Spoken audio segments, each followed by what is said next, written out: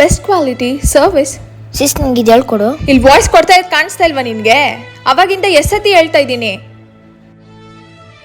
ಅವಾಗಿಂದ ಬಡ್ಕೊಂಡು ಸಾಯ್ತಾ ಇದ್ದೀನಿ. ಹೋಗೋ ಆ ಕಡೆ. ತನು ನಾನು ಹೇಗ್ ನಿಲ್ಸಿದೀನೋ ಹಾಗೆ ನಿಂತ್ಕೋ.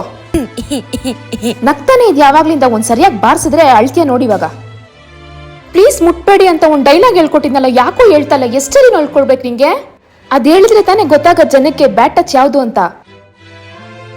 ಗಾನು ನಾಳೆ ಪ್ರಮೋಷನ್ ಇದೆ, ಬೆಳಿಗ್ಗೆ 6 ಗಂಟೆಗೆ ನಾವಲ್ಲಿ ಇರ್ಬೇಕು.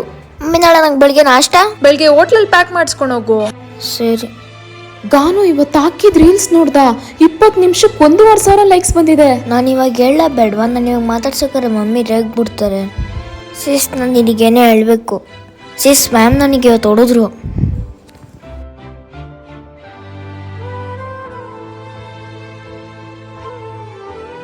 ಇದೇನಿದು ಕೈ? ತನು